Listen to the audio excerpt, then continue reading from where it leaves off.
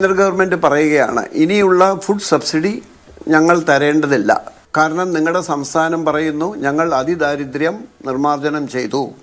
നമ്മൾ ചോദിക്കുന്ന ഒരു പ്രധാന ചോദ്യം, ഈ പറയുന്ന 64,000 ആയാലും ആശ്രയ പദ്ധതിയിലുള്ള 1.5 ലക്ഷം കുടുംബങ്ങളായാലും ഈ മാനദണ്ഡങ്ങളുമായിട്ട് മുട്ടിച്ചു നോക്കുമ്പോൾ അവരെല്ലാം അഗതികളല്ലേ? അപ്പോൾ അഗതികളെ അതിദരിദ്രരായി കാണാമോ?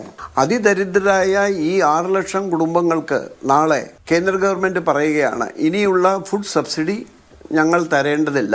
കാരണം നിങ്ങളുടെ സംസ്ഥാനം പറയുന്നു ഞങ്ങൾ അതിദാരിദ്ര്യം നിർമ്മാർജ്ജനം ചെയ്തു.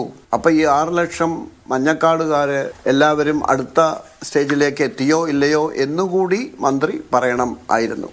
കാരണം കഴിഞ്ഞ സെപ്റ്റംബർ 30 ഭക്ഷ്യമന്ത്രി ശ്രീമാൻ അനിൽ ബഹുമാന്യ MLA മമ്മിക്കുട്ടിയുടെ ഒരു ചോദ്യത്തിന് ആ ചോദ്യം ഇതാണ്: സംസ്ഥാനത്ത് അതിദരിദ്ര വിഭാഗത്തിൽപ്പെട്ടവർക്കുള്ള റേഷൻ കാർഡുകൾ എത്ര പേർ നിലവിലുണ്ട്?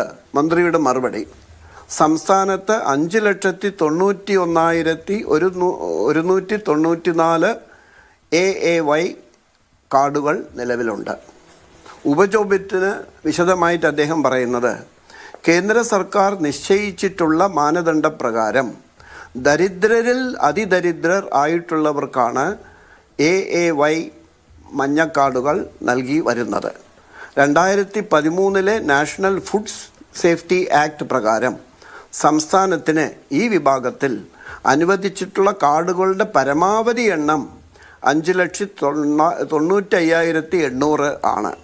പക്ഷേ നമ്മളിപ്പോൾ കൊടുത്തിട്ടുള്ളത് 5,91,194 കുടുംബങ്ങൾക്കാണ്.